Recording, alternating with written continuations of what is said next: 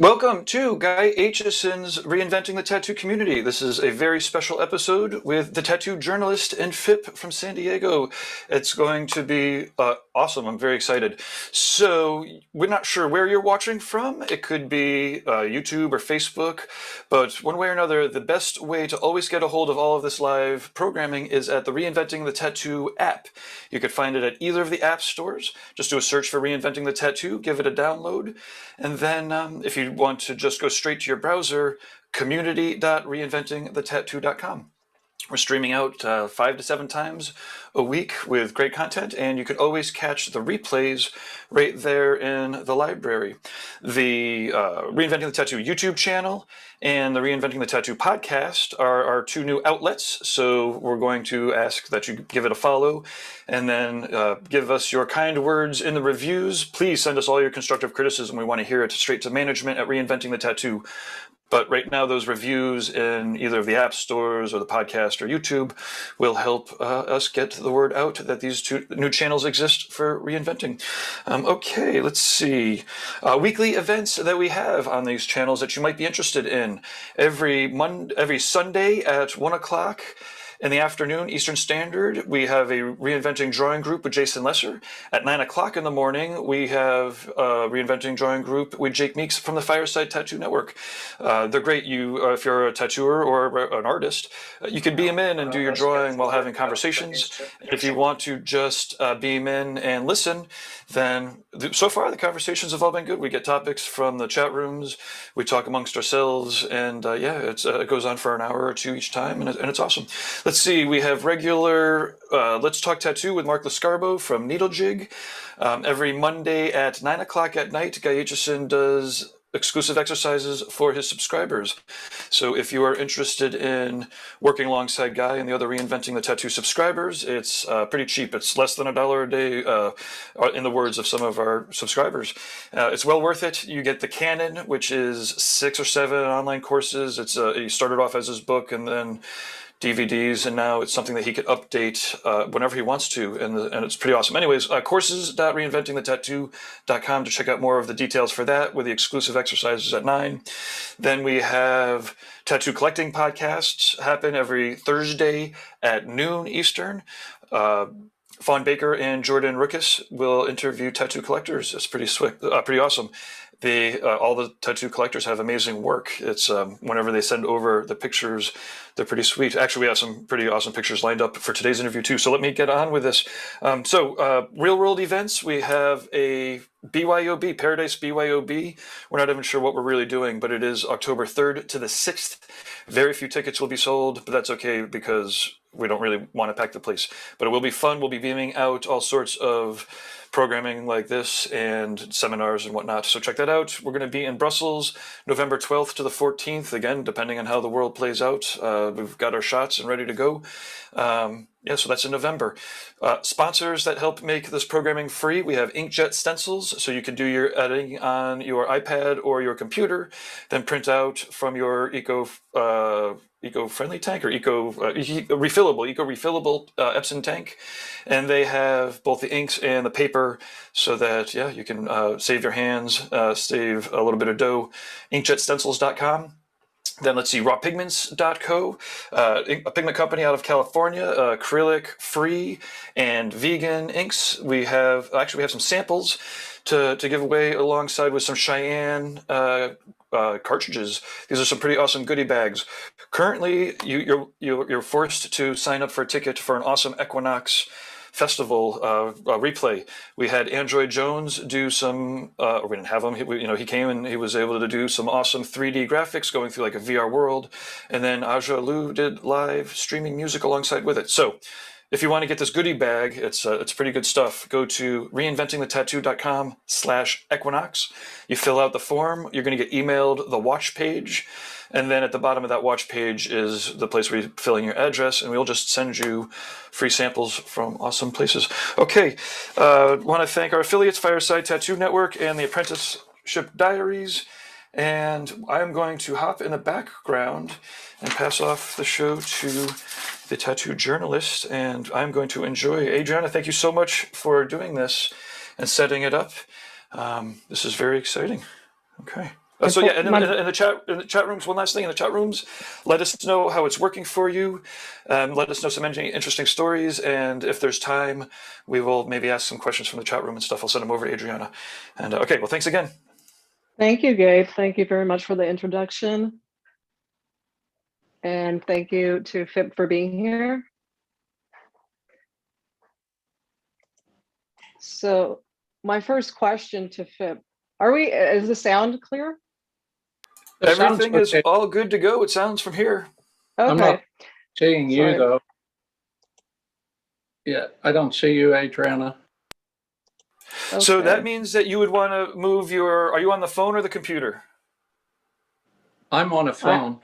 So if you swipe your phone to the left or to the right, then you change what you see. So if you just hit your phone to the left or to the right, then you'll see Adriana. Oh yeah. Huh. The actual phone or? Well, the screen. Oh, you just want to basically like swipe your screen. I see a still picture of you, but I don't. Then you want to go the other direction. Well, I'm going across. I'm going every direction and nothing's changing. Anyway, I can hear what she's saying, so that's all. Right. My first question is, you began tattooing in 1979. To please explain how you started in the tattoo industry.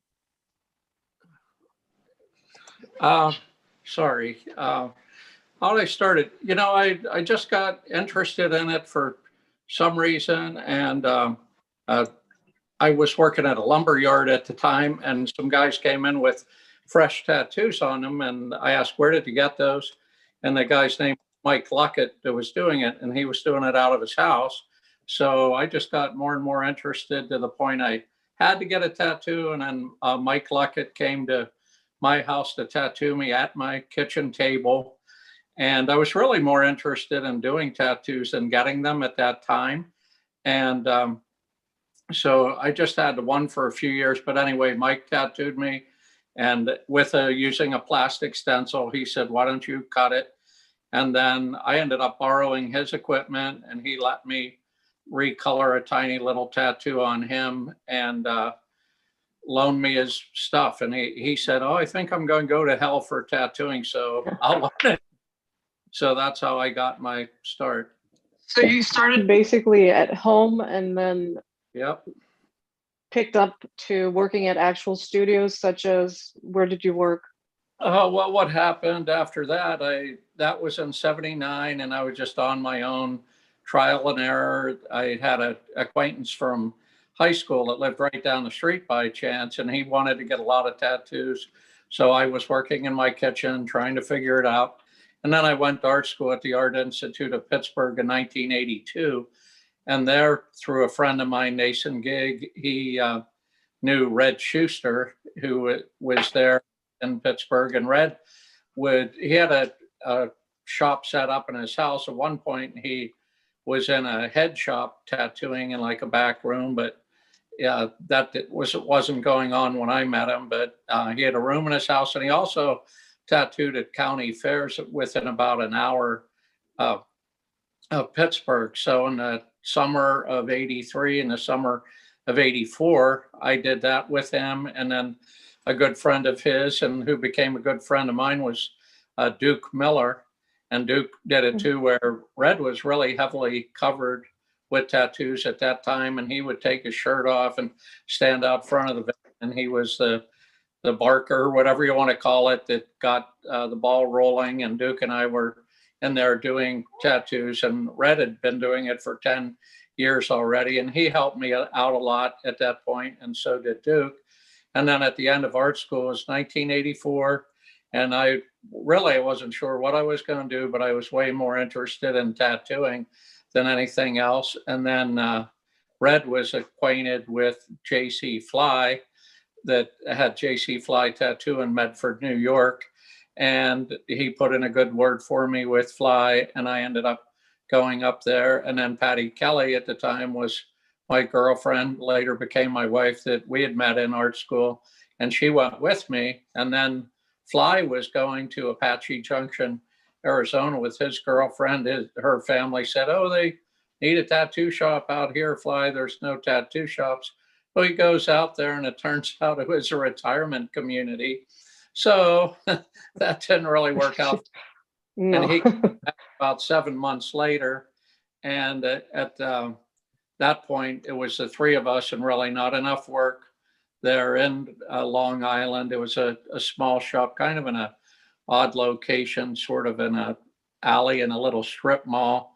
So we're in the mid 80s, more or less. Yeah, well, that was, we were at Fly's from fall of 84 to fall of 85. Then we went to Richmond, Virginia to work for a guy named Gary Childress. He was the shop owner, but and our friend Frank Mills was in Richmond already and worked at a little shop for Gary, and he had two shops. And Gary actually didn't tattoo or anything. He locked into the lease, and it was called Creative Designs. When he had it, it was a house that had been transformed into a tattoo shop. And actually, Danny Fowler had it there before, and it was called Pelican Sunrise when Danny had it. And that's where Frank apprenticed. And my understanding is that Tom Beasley and Julie Moon, who later they had Dragon Moon Tattoo in Glen Burnie, Maryland, the three of them all apprenticed with Danny Fowler. And I'm pretty sure Danny's still in Roanoke, Virginia. And he came up, I think the name was Time Machine, was the name of his tattoo supply company. And he built machines and everything. And even back then, Danny was known as a good machine builder, and he built me a liner back then. Gabe, yes, you can. I would like to show some of your photos from the past while we're talking. So, yeah, see, when you were a child, and then like I think when you were 40, more or less, based on what I read. Right. And Yeah. Gabe has a few more in there. Yeah, just see those two right now. Yeah, the other one I would have been about 40. Yeah. And Oh, that's Red. Yeah, that's Red me in his tattoo room, and you can see I had one tattoo on Yeah, each arm. You still had a lot of space. Or naked at that point, and then I would have been about between 25 and 27 is when I was in art school. So that's about how old I am there. Yeah, he wanted to tattoo my arms as much as I love the guy and all that. I didn't really care for his art that much that he was doing, so I never did go there. But again, Red helped me out a lot, and he had photo albums from tattoo conventions from the late 70s, and that's what really turned me on to Ed Hardy and Bob Roberts and Jack Rudy were the main guys I noticed in the albums or, their work. And I would go over to Reds and say, hey, can I look at those again? And he thought that was hysterical, really. He's like, yeah, okay, whatever. But I would pore over that stuff and try to absorb as much as I could. But technically, Red definitely knew way more than I did and helped me out, and Duke helped me too. They, and at the time, I didn't realize just how much they helped me. And that's Eddie Deutsch and I. Eddie did that dragon on my side in 6 hours and 45 minutes. That's why he's pointing at his watch there. And it was one session. So you still have the tattoo as is. You never covered it up. It's still there. Yeah. Yeah. Yep. But yeah, Okay. it was pretty much my whole. Yeah, I had my chest done already, but he did it from below there down to, a little bit below my belt line. At the time, Eddie was living in Minnesota, I'm pretty sure, and I was in San Diego, and I did it all in one sitting, frankly, because I didn't know when I would see it again.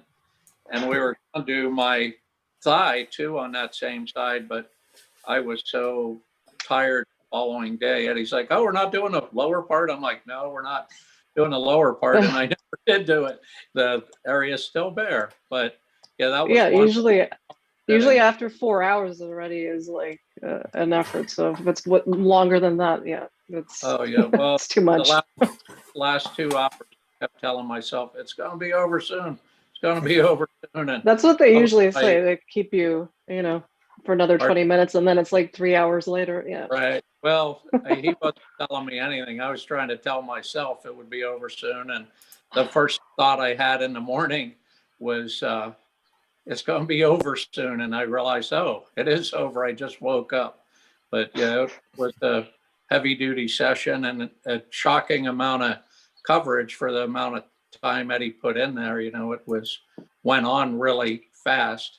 There you can see it pretty well. And my chest was done by Tom Beasley and Glenn Burney. The portrait there is of Patty Kelly. That was done in the late 80s, I think. The orchid there is by Bob Roberts, and on the same spot on the other arm, the demon head, I think, is a Ed Hardy design, but Bob Roberts put that on me. And yeah, that would have been the fall of 87. The orchid I got about April of 87 when we first came to San Diego to go to a tattoo convention. And a good friend of mine, John McKenzie, has a carousel back piece that is amazing. He repairs and restores carousel horses. But Bob Roberts had done his back, and then through John, he introduced me to Bob, and I got tattooed during the visit to the convention. And as soon as I moved here in the fall of 87. So we've been here since 87. There's Patty and I in the original little Avalon that was probably about 500 square feet, maybe. And it was just the two of us at that point. So that would have been, we opened up in 89. So that's from 1989. And you're still good friends with Patty? Yeah, we haven't been a couple since about 95 or 96. But yeah, I talk to her fairly frequently, and yeah, we're friends. Yep. You've already mentioned a few idols, which is Bob Roberts, Ed Hardy, and what other artists were a big inspiration for you? Well, Ed would definitely be number one, I would say, as far as all that. Just always loved his style, and the fact that he just kept innovating and everything is amazing. And I always loved Bob's traditional approach to it and the simplicity of that. And then the other main influence was Jack Rudy, which is a whole other ballpark there. But yeah, there's Bob. But Jack. yeah, and I met Jack when I was at JC Flies. Jack was sometimes traveling to the East Coast, and he would sit in. So I actually met Jack. I always remember it was right around Father's Day, because we went looking for Father's Day cards together. But that would have been when is Father's Day? June or something. So of 19. In the US, I don't know. Yeah.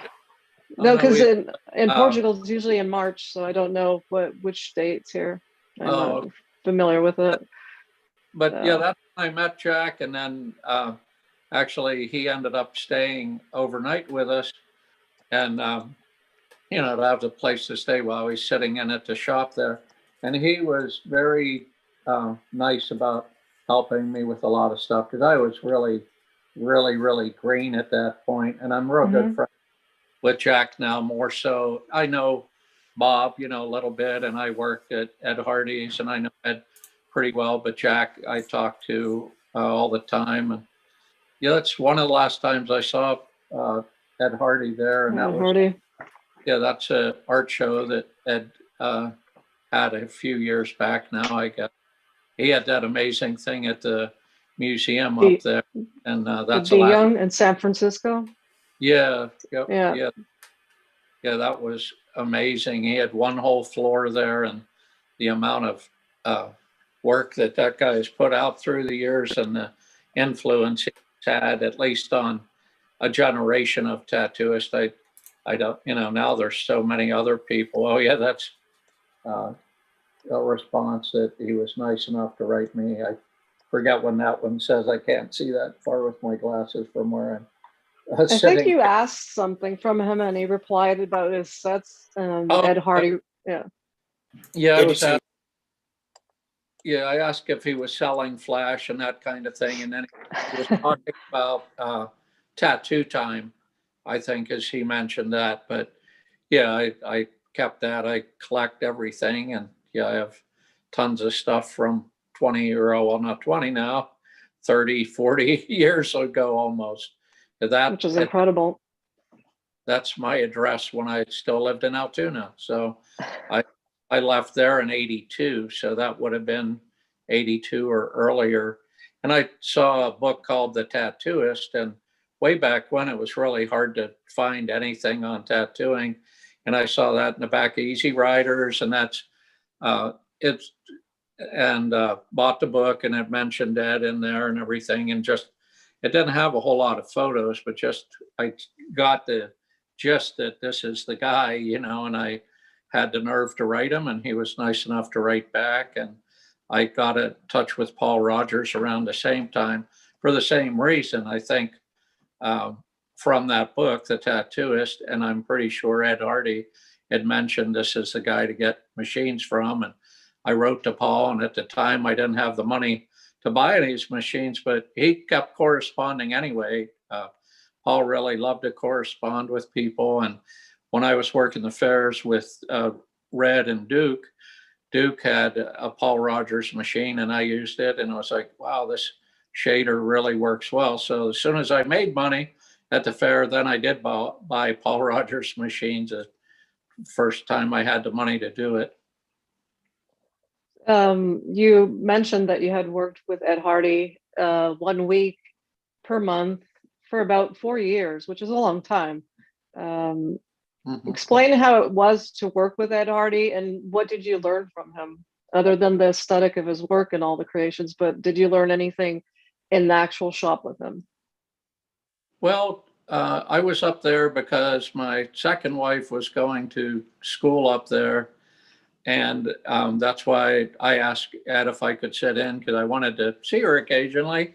So that's how that happened. And honestly, I acquainted with a lot of the younger guys up there, but Ed was the person I knew the best. And I felt, I have to say, I was pretty nervous about asking him if I could sit in, but fortunately he was very receptive to it. And I forget how many days a week I was there, or, you know, when I did go up, it was, I think, 4 or 5 days in a week span, and I just go once a month. But and at that point, I saw him do his last tattoo 2 or 3 times, I think, and just watching him work. And I have work on me by Ed. He gets in a real zone when he's working, which is very, it's really cool to see that. And Khalil, that works up there and who I introduced to Ed.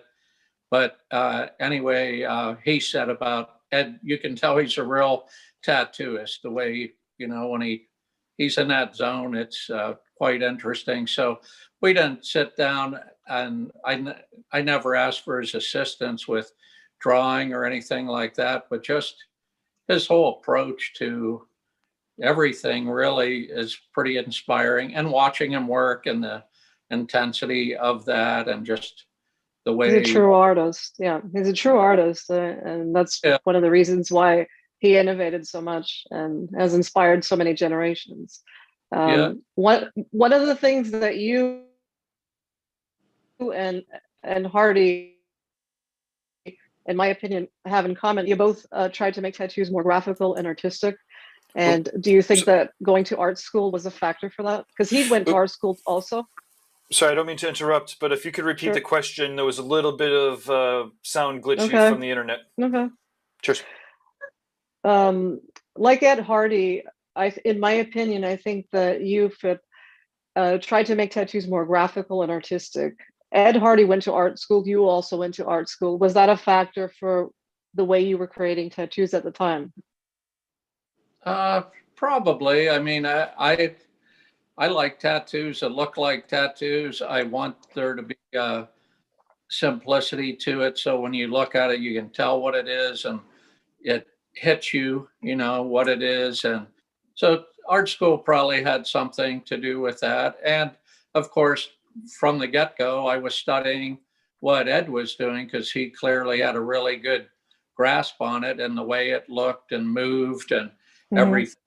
I think the placement, even of a smaller tattoo, is pretty important, but especially a sleeve, that kind of thing. It should have a flow to it. That the back piece before this one there, that was all put together.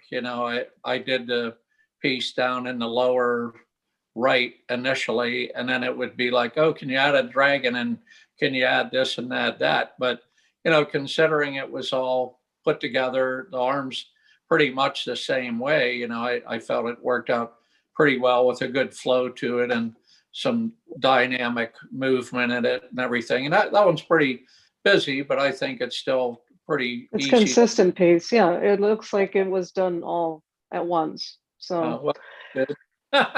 So it was probably over 10 years or something like that. yeah, but also the Japanese influences is to create the placement with flow and movement on the anatomy, and to create a whole piece, which is different than the American style, which would be more collecting bits and pieces.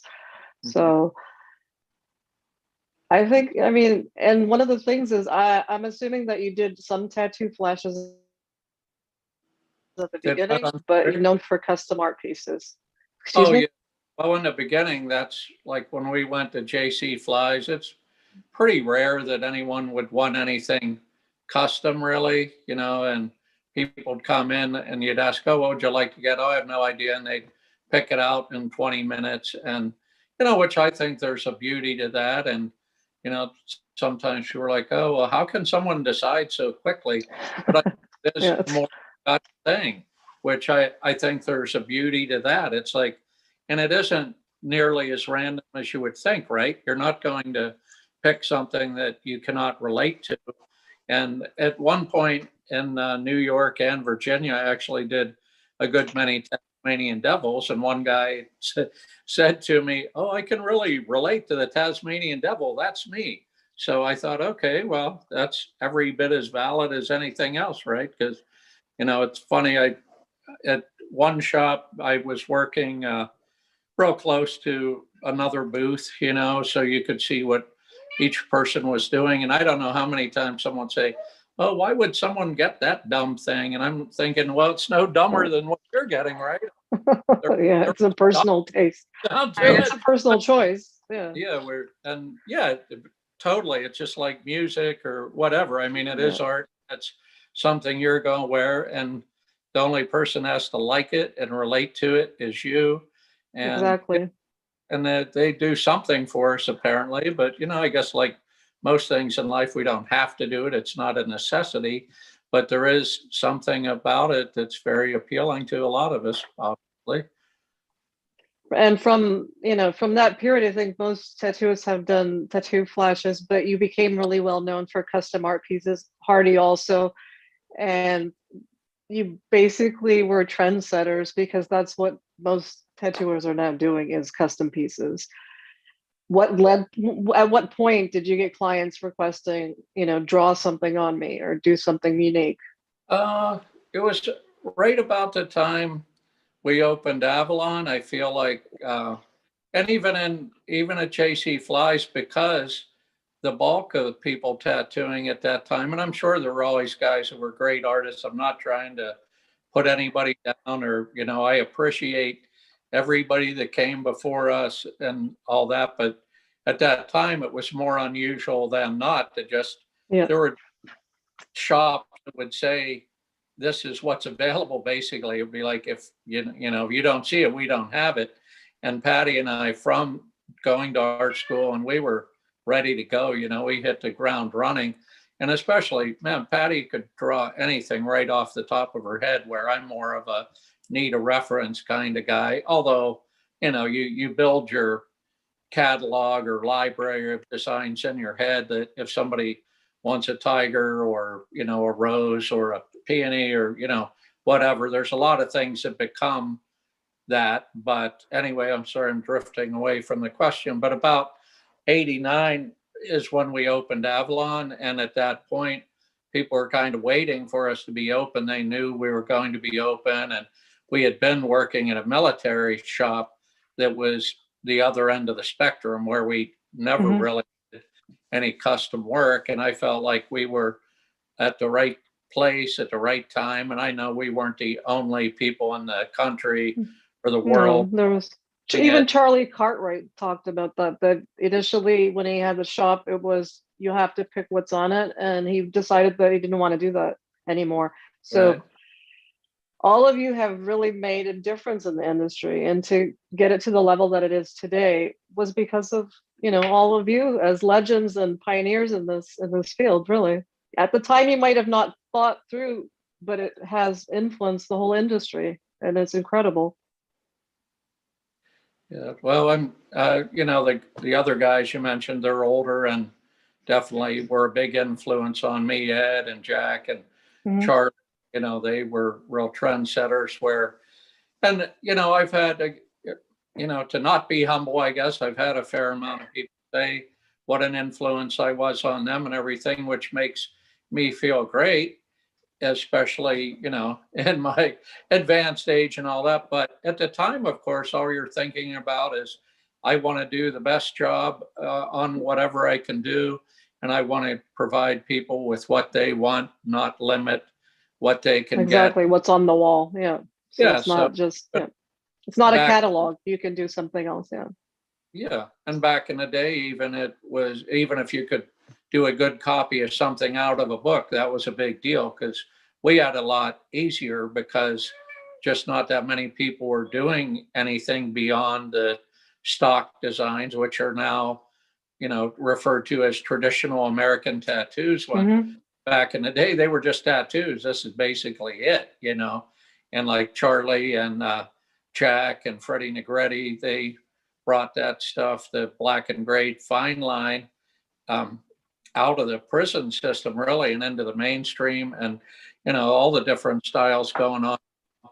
That they started somewhere, and now they're all part of the whole package. That there's this available, that available, and now, of course, people, oh, what do you specialize in? They expect you to specialize in something.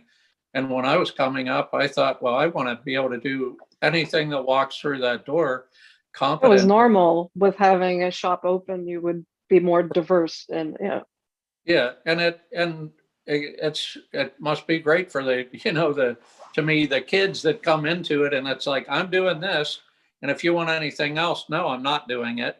Which, and that's what's happening. Yeah. yeah, it's that way, and good for them, but I still don't feel that way, and there's a lot of teeny tattoos that it's important to the person and all that, but I would just as soon give it to somebody else in my shop, that to do, rather than myself, because I can still do that stuff and will and everything. And of course, I'm trying to distribute the wealth in the shop too, to keep Of the course. people for me working. But I still prefer to do, of course, my favorite things, that my cat's meowing away there. My That's what favorite happens on Zoom. is tigers and tiger heads and all that. But in general, I like doing Japanese style stuff and Americana, and everybody, they bring me different ideas that I enjoy. And that's the tiger there is a take on the other And one was. you're one of the kings of tiger tattoos, in my opinion. There's a lot of great artists, and you're one of them that you excel in it. Yeah. Well, yeah, and I feel like mine, they sort of have a definite look to them, and I'm They sure do. some probably hate them, and that's fine too. Someone was telling me he worked out of New York, and he was trying to talk a girl into getting a googly-eyed tiger, is how he put it, like one of mine, and she just wouldn't go for it. So I get it. That's fine, because I feel in general, for better or worse, my work has a certain look to it, and It's characteristic. Yeah. which most people do. It's And that's a interesting. good thing. Yeah, right. Yeah, that's a big thing to me, really, and that just developed through the years, and it wasn't, and I guess everybody develops their own thing eventually, because I was influenced by this and that, and was trying, like with Ed stuff, I loved his tigers from the His get-go. tigers. Yeah, And what about comics and cartoons? In the 70s, there was in Long Beach, the Carney kind of vibe. So there's a bit of a cartoony vibe with the tattoos then. Is that one of your influences also? Is that something, or is it? Just Well, I always liked cartoons and all that. I remember even I was probably in my 40s or something visiting my family, and I was sitting there laughing at cartoons, and my dad commented on it. So all that stuff definitely influenced me. And I have a few drawings I did when I was like 5 that my mom kept. One's a watercolor and another's a crayon thing, but they're both cartoon dogs. They look like Huckleberry Hound is what the one looks like. And so, yeah, there was a big influence in that. And, again, the boldness and simplicity of animation, that it has to be done that way, or used to have to be done that way, when everything was all hand done. And of course, now all this stuff looks like it modeled sculpture and yeah, it's everything. different. It's before it was with the film paper that you would do overlapping, and now it's computerized. It's just different. It has a different touch now. I mean, it's more 3D-ish, and I still like the classic cartoons a lot with the outlines and I like both, but of course, and and everything, just like with tattooing, it keeps developing and people come up with new things. And now almost everyone, I think I'm the only one still without an iPad Pro in my shop. Maybe I'll break down and get one, and I have to admit, occasionally I ask somebody else, hey, can you do this for me, laying out you're still old. I mean, something like you're that. still old school with paper and pencil. Yeah, it's yeah. Well, it takes a while to adapt to new technology. If you're doing something well, I mean, unless you want to do it, there's no reason, unless you want to evolve with new technology, because pencil and paper still function very well. Yeah, well, that's funny, because a negative, I guess, is I still use a paper and pencil appointment book, because I said to one of my guys, I was like, I think it's funny when they're freaking out because we don't have my iPad isn't working or whatever, and I'm like, you need to charge it or something. Yeah, but you sent me a note. About as funny as you still using a paper appointment book, and you have to call the shop to say, hey, I have anyway. But yeah, it's just a technological thing. And one thing, it's like it seems like the whole iPad Pro has generated a separate look where it all looks like the same person is doing it, to me. But in the past, I always felt like, okay, there could be one guy doing Japanese tattooing, there could be one guy doing biker style tattooing, whatever other things. It was so traditional, it all looked like, and I get it very similar, right? So I'm not trying to put anybody down by saying the iPad stuff looks similar, but they got it all figured out on that thing for sure, right? They got the shading. Sometimes it's the tools and the brushes that they use. If it's similar, it can create similar lines, but it's easier to edit for someone that's starting now. It's easier than probably doing paper and pen and then have to use a rubber. But it's, once again, things evolve over time, but it's not necessary to do it that way. I still know a lot of tattooers that are young that are still drawing on paper. So. Yeah, and I guess that's probably the people that are using the iPad and everything are way more comfortable with that, where I'm comfortable the other way with, doing it the old school way with paper and pencil. I can do, I do all the things they're doing, but manually, I can do layers, and I'll take a picture of a back or whatever, and then print it out just on regular copy paper and draw on there to do a study rather than doing it on an iPad. But like my little boy's only 8 and he's better on a computer than I am. He knows way more about it than I do. It just, my brain just can't get it. It seems like, so I guess on one hand it is like, why force it? And, I got to do this because everybody else is doing it. I guess it's not necessary. No, I don't think it's necessary, because you draw very well. And I think the main thing is knowing how to draw and having creativity. And then the tools will vary person to person and generation to generation. You actually sent me notes when I asked you a few questions, preliminary questions before the interview. it's the first time that someone's actually written it. You know, I'm still from a generation that I write a lot of stuff, and I have like my schedule all written, not just on the computer. I like Uh, having something tangible that's not just on uh, screen. So yeah, I thought that was and interesting. oh, yeah, it was easier for me again. It's like I'm getting notes. It's And different. I mean, what's it's yeah, and I made the effort to make sure it was legible. And it for a was. I thought about doing comic books and stuff, and I'm not sure if I sent that to you in all caps because I developed this thing. I think Somebody that so.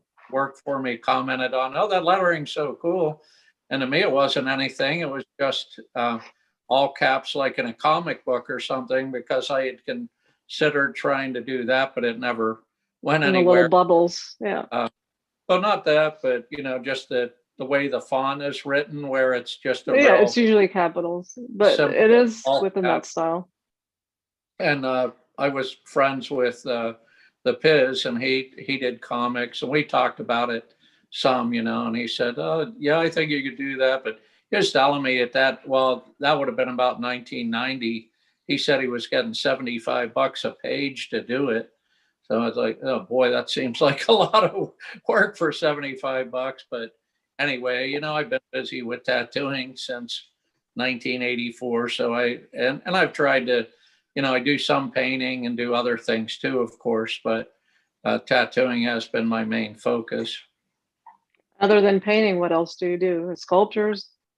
I've only done a few things with clay. My mother other main interest is music, and before I went to art school, I played in top 40 cover bands in my hometown, and at one point actually traveled and played in lounges and stuff with a band. If you've seen the Blues Brothers movie, we were basically Yeah. like Murph and the Magic Tones. That's about what that was.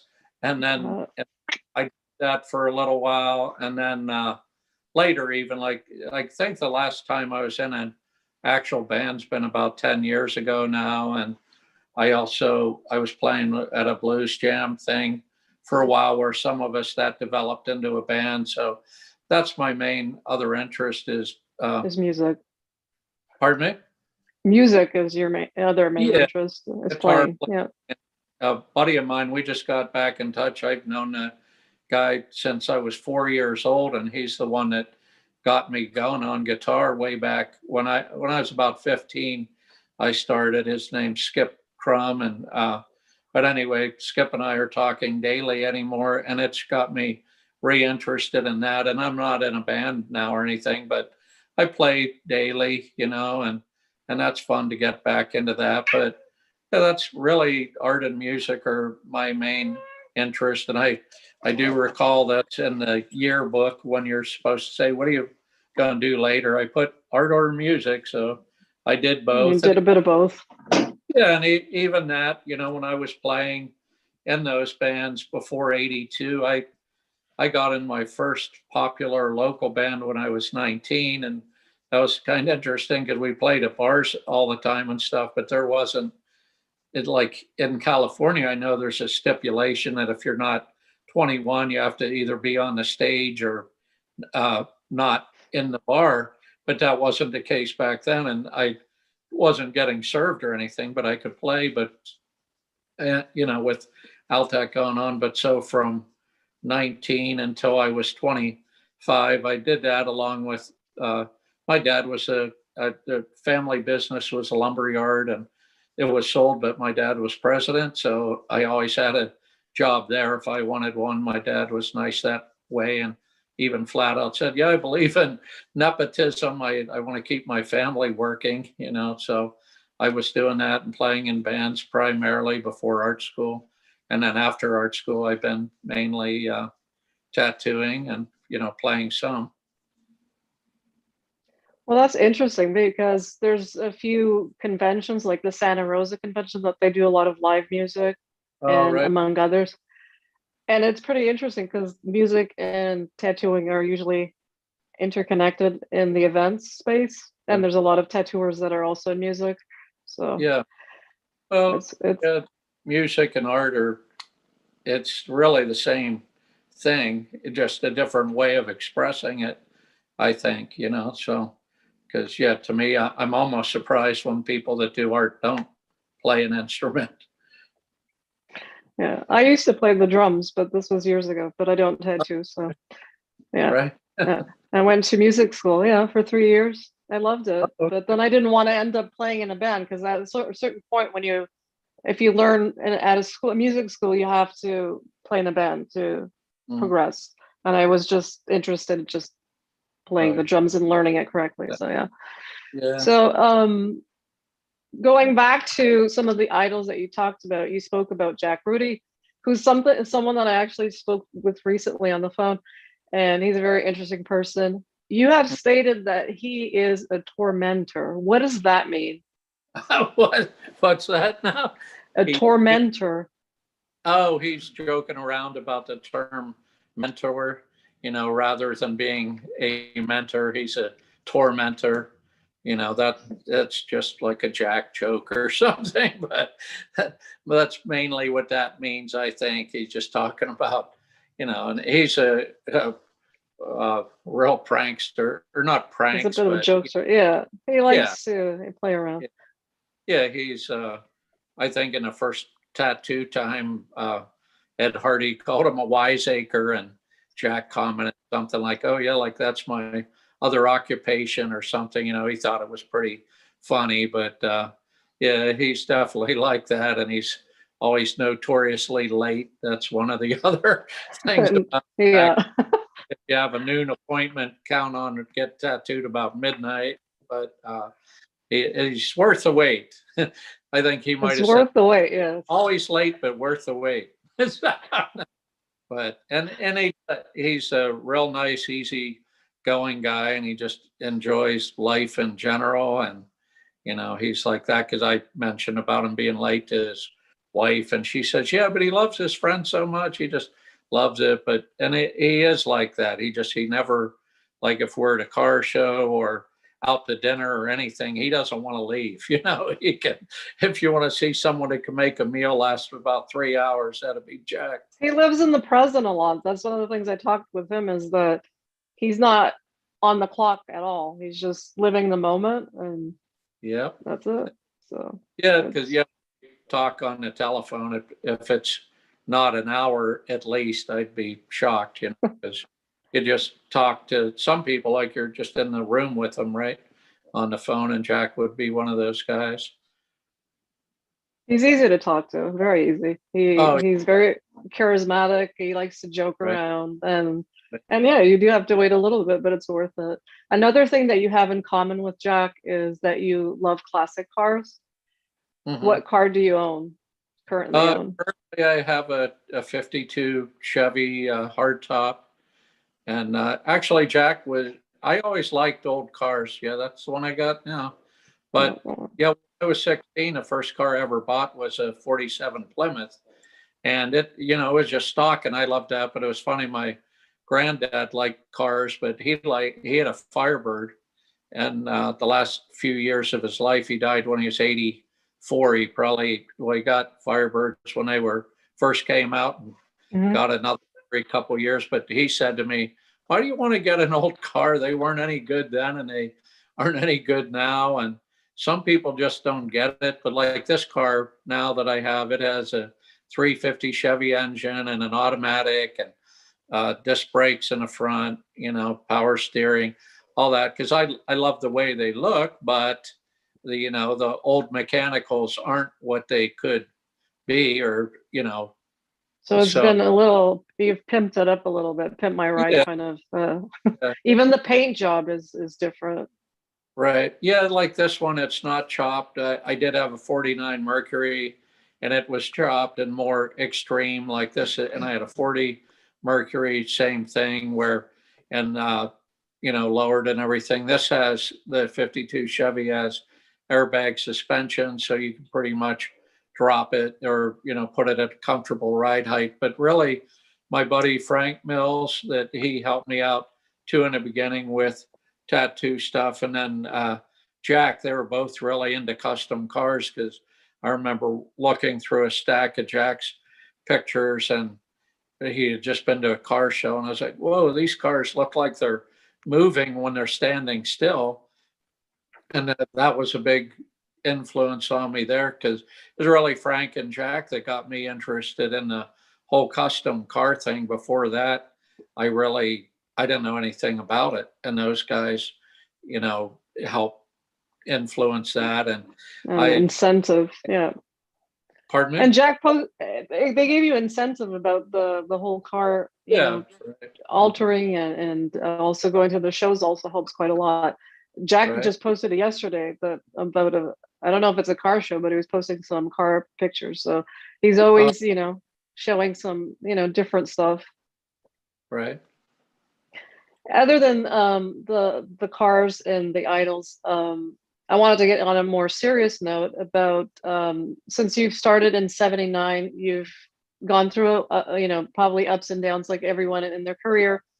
What are some of the positive change to the industry over time?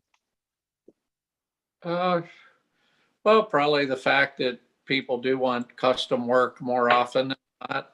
That would definitely be something. And one thing that I feel like my generation and the group right above wanted to help popularize it more and bring it into the mainstream, which I guess is a better thing. Well, you did that, that's for sure, because it's very accessible now. And I think the tipping point, or whatever you want to call it, with like the thing that I never ever thought I would see happen was TV shows. And with that, it seemed like it really boosted our business for a while, but probably a couple years into it, there's just a deluge of tattoo artists now, and a lot of them are really good and everything. It's really evolved, because there's always some stepping stone, with whatever you do, to the next progression, right? So, like somebody I know, Sailor Jerry was a giant influence on Ed Hardy, and I look at Jerry's stuff and I can appreciate that and everything, but I like Ed's a lot more, A lot more. It's more, it's more. It's the timing that Ed also influenced from Japan, and his work was also more artistic, not so flat. So there's things that it's just different generations. Yeah. So it keeps progressing that way. So because there's so many great artists anymore, I won't even know where to start. And some of them I feel it is a direct continuation of what I do, or what Ed was doing when he tattooed and all that. So, but there's that progression that keeps on going. But yeah, whenever I think the tattoo shows made it more accessible to people, was sort of not as scary to them to come into the shop, that kind of thing. And it really picked up business. And for a while, it seemed like everyone had to go in depth about their story, because I know there was some show that focused on that. Miami Ink was one. Miami Ink was one of the in early 2000s, and it went on for a long time. Right. But even the Ami James and Chris Garver, when I spoke with both of them, they said it helped a lot to become more accessible, but then it was scripted, so it wasn't really showing the reality of. So it's been good and bad. Yeah, right. And then after a couple of years, it seemed like the market just got flooded with tattoo artists. And we're still relatively busy, and because sometimes I think, oh, we're not all that busy, but we have, it's like me and 5 other people, and occasionally someone sits in, and most days we all do at least a tattoo, if not several tattoos, so it can't be that slow if a shop is producing 10 tattoos. And in San Diego, I think there's now 400 tattoo shops in the county. So well, those are the negative parts of the changes, that now it's oversaturated. Right. And I think it's most cities are over. And now even with what's happening with COVID-19, a lot of the young tattooers that were going to conventions and doing guest spots, they're opening also. So we're going to have another group of people opening shops. So well, I know that. And how do you keep your business afloat with all of this going on? Do you have to continuously promote, or is it, Well, I feel fortunate that we've been around forever. And, a guy came in the other day and he said, "Oh, I know everybody here is good. That's why I came here." Because I think it would be harder for other people. But it's, on the other hand, there's Instagram. Because, back in the day with the magazines, we really came up in the magazine era, I feel. And that Patty Kelly was our main promoter there. I liked the fact all I had to do was tattoo.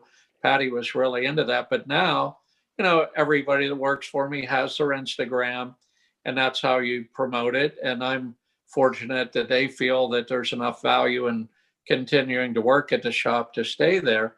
But that is what has happened, especially with the COVID-19 sort of forced that, where people couldn't work in a shop. And then so they decided, well, open I one? plan B, and now plan B is turned into plan A, because a friend of mine, he had 2 or 3 more people at the beginning of COVID, and they all left because they, oh, I'm going to do my private studio, which, and they are skilled people. I was going to say, in the past, you'd be referred to as a scratcher, but that also implies you don't know what you're doing. And I'm not saying that's what's going on. It's just people are way more independent than they used to be. Even at a tattoo convention and a booth, there might be a shop sign, but there's also everybody that works in there, promoting themselves. So that's different, and yeah, as far as positive, one main positive thing through the years has been the whole sanitation thing, for sure. Mm. Back in the day, that was, you know, something that people didn't even consider, I think, It for was the the part. sponge and bucket, Yeah, Carrie was one of the people that actually helped a lot with rules about that. And at the time, she was criticized for bringing in the gloves, and yeah, because she didn't like the feel of having blood on her hands. And right, so she was one of the few that were actually putting standardization of right, health and safety. And yeah, today, today everyone basically is using that. And now we have extra prevention with the COVID, but the right. tattooer already, a lot of them already were wearing masks depending on where they were tattooing, and the gloves. So I mean, everything was pretty sterilized. Yeah, well, yeah, and all that. Yeah, now with the disposables and everything, but as soon as Patty and I were in a shop, and Fly did it too, we used an autoclave, of course, and everything, even as early as '84. And the glove thing, it was kind of funny in New York there. None of them wore them, and we didn't. You learn from whoever teaches you, and people were not very Exactly. informed about medical issues, because for us it came down to Patty had long nails, didn't like having dirty nails, started wearing gloves. And so we did, because we thought, well, we can't look bad because she's wearing gloves. But I remember back then, they on Long Island, they made it a rule, I think, because of Patty wearing them. And of course there were guys that, oh, this sucks, I don't want to do That's this. what happened. Yeah, to Carrie Barber. Yeah, She right. she was at a convention using all that because she was bothered having blood directly on her hands, and she said she had to, and it wasn't easy finding gloves at the time. It's not Oh, like now that there's everywhere. So she right. was constantly like, if you start doing this, then we have to also do it. So that was the concern of other people that were not doing it. But as it evolved, obviously it was the right path was to use Yeah, gloves and to clean everything. So yeah, to right. avoid infections. Um, you had opened Avalon. You're currently the owner of Avalon 2 in San Diego. Right. Due to COVID-19, especially in California, you had very long lockdowns. What did you do during that time? Spent a lot of time with my kid, and also I was painting more and everything. And the first couple weeks, well, we were initially told, oh, it's going to be about 2 weeks, right? That was Mhm. or the impression I got, but it was 3 months. And Yeah. but I did do more painting, and I did some t-shirts, and so I was Yeah. trying to figure out a way And to make some money, and that's the main way to do it, is do artwork. Well, for me, so I was painting more than I did. I think I did at least one commission in there, but when I paint, I like to just paint what I want to do, because really every tattoo is a private commission. So whenever I have the opportunity to do whatever I feel like doing at the moment, I like to do that. So, but I was doing that, and yeah, at the time too, my little boy was out of school, and yeah, that was rough. His name is Rex. Yeah. Okay. Yeah, that was so you my had more nickname. Your father's name? Yes, his nickname. Okay. His poker playing buddies would call him that. But my dad had a pretty domineering personality, so I think the king thing had something to do with that too. And so you had more time with. So you had more time with your family, with your son. Yeah. Has going back to the studio been hard after that break, or were you excited to be back at work? Kind of both, honestly. Now I'm more used to being back. Initially, it was kind of like, it was easier than I thought to fill the days, because when we all got the news that, oh, we're having this shutdown, I thought, man, every day is going to seem like an eternity. But to me, it seemed to be the opposite, because I usually get up about 8, and I swear I'd blink my eyes and, oh, it's 10 o'clock, oh, now it's 1, the days flew by, really, where I was sort of shocked by that, how it's relatively easy to fill your day, because I did try to make an effort. Well, I have to spend this much time today doing artwork, or, doing something specific. And so you had a kind of a semi-schedule, at least with painting, and to keep busy. Yeah, to try to do right, and and watching. And you made and you did also a lot of, like, I have a mask that's actually my favorite out of them, because the other ones I have are all plain. I have this mask, which you did. So. Oh, yeah, I can't see anything. That's your tiger. It's the tiger one. Yeah. Okay, good. Yeah, that's. So you made merchandise throughout this time also, which. Yeah, well, that's a Teespring thing. That guy was helping me with that, and he ended up being too busy. I have to try to pick it back up. And the Teespring stuff, it's printed to order, so that's the main good thing about it. You don't have to spend a bunch of money on inventory. And have it stocked. Yeah. Yeah, I do the shop shirts, and you have to spend a certain amount of money to get a batch, and then usually it all depends. Sometimes the shirts sell out in a matter of weeks, and other times I'll have them for months. I need to promote them more, but I don't really like having my whole Instagram page just ads full of the merchant. Well, it makes some more sense to promote what you do, which is tattooing. So yeah, right. But you can put it in the stories, which you do every now and then. Mix it in with the stories, which is only 24 hours. And all right. Yeah. So we came to our last question of our interview, and we have a very special guest who is in your living room, because we were going to do this on another camera, but it's a very close friend of yours, someone that you have tattooed for, I think, over 30 years. His name is Stephen Johnson, who is a San Diego tattoo collector, and he has a very important job. A very important job collecting tattoo memorabilia, T-shirts from artists all over the world. Okay, the camera. This is what happens on the live streams. And Stephen has done a very important job in the industry. He's not a tattoo artist, but he is a collector, and he also has a collection of tattoos on his body by Fip. And I have a book here that is from Southern Californian tattoo artists, which Fip, you're here on page 112. And I'm just going to flip it quickly. So here's Fip. Oh, yeah. And I'm going to show. And this is what I want to show. This back piece here is of Stevens.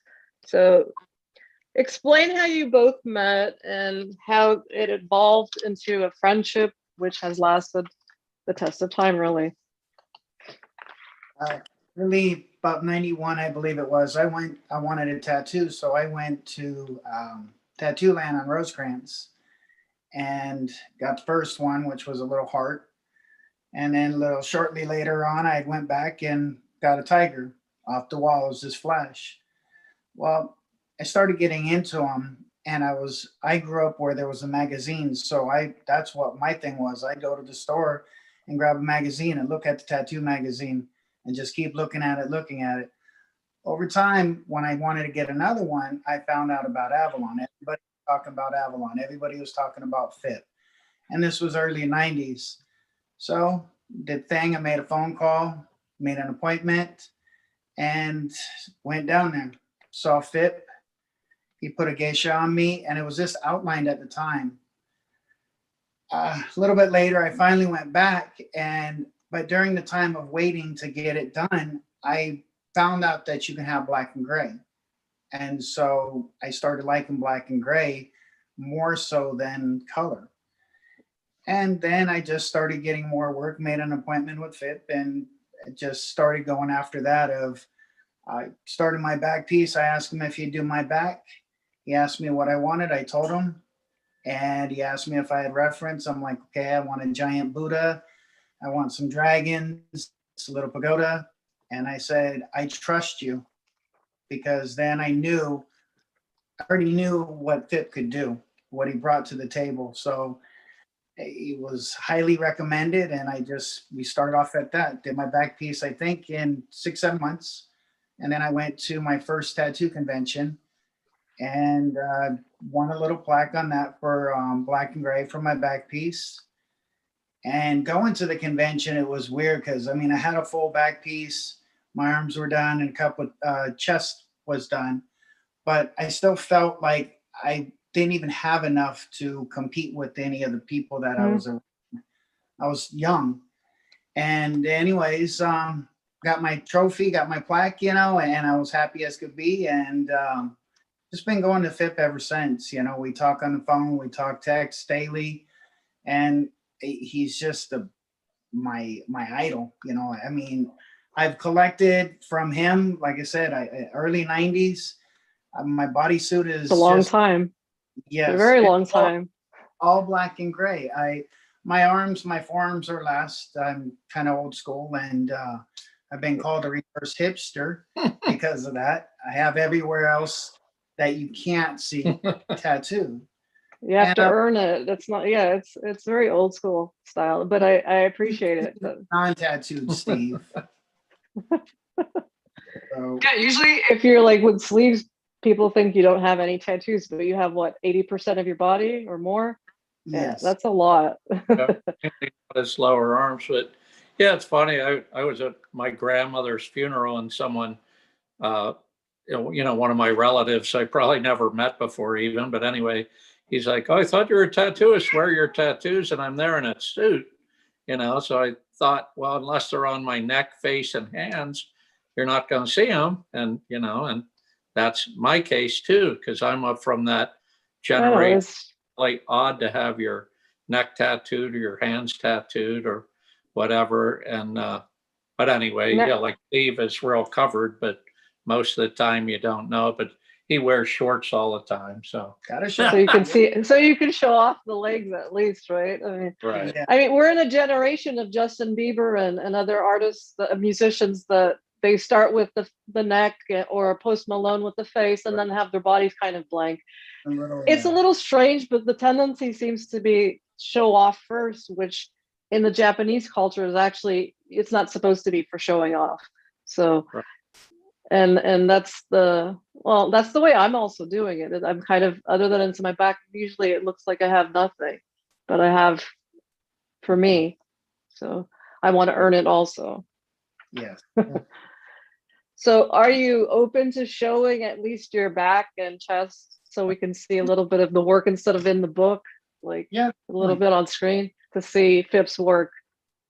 I don't know how you do. Well, you might have to rotate the the Aim- camera a little bit. Yeah. Wow.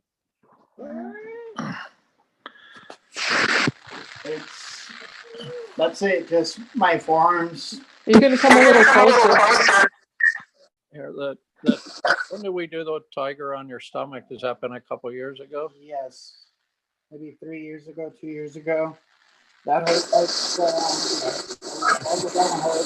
First I thought it was the lower back, and then it was the ribs, then it was the sternum. But my kneecap was probably the worst, and then I recently had last foot done, and that's good. But I have His We can go fully, legs, everything. We're authorized by Gabe.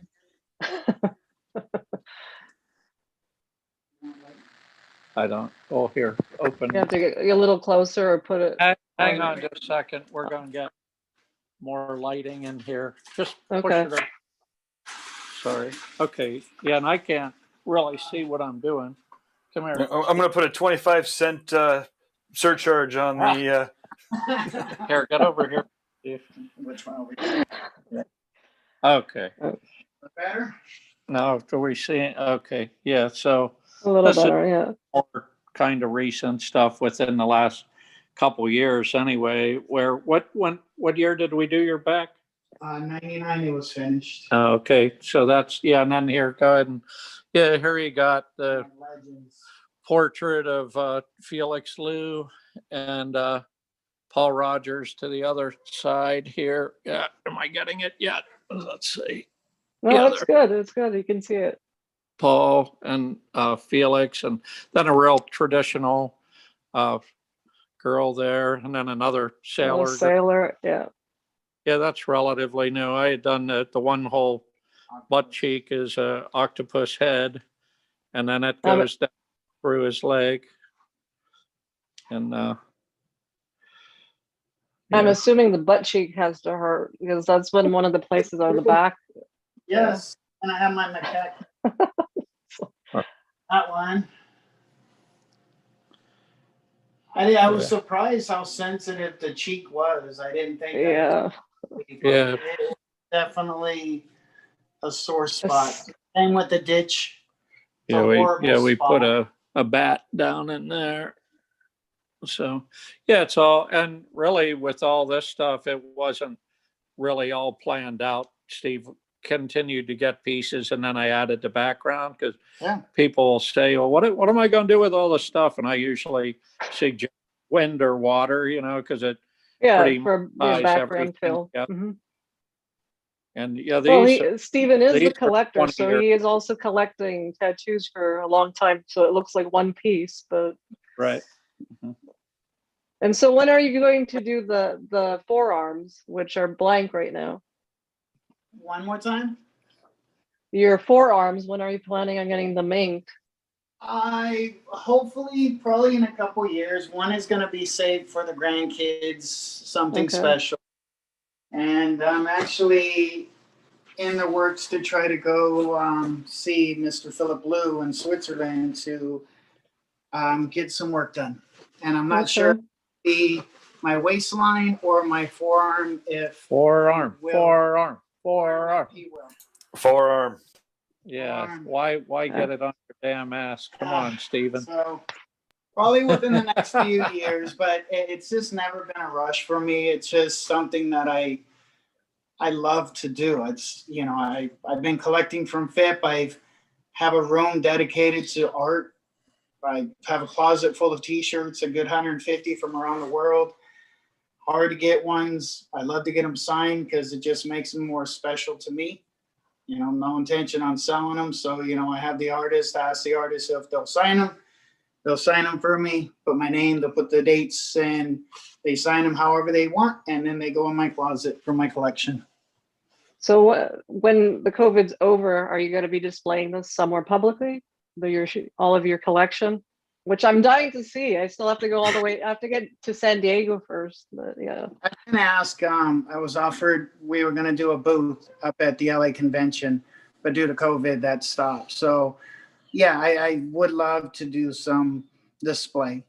You know, I'm proud of my collection. I have walls are full, my ceilings full of, you know, art from around the world. They're not all originals, they're prints. So, but some of them are signed, and it's just, it doesn't always have to be the original for me. You know, I love prints just where they come from, you know, Germany, Italy. My international friends are amazing. You know, they treat me well and they help me get stuff for my collection. They give me stuff for my collection. Hard to get stuff.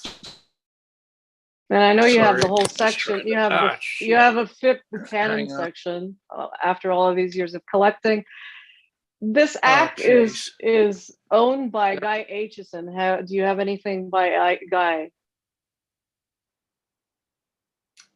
No, but I do. I followed him. I mean, I have books from the early 90s, and that was it. You know, that was our Facebook or Instagram, how it was, you know, and I loved looking at them. I still have them. I open my boxes and I just look at them, and I've seen Guy's work, I mean, since the 90s, and it's amazing what he does.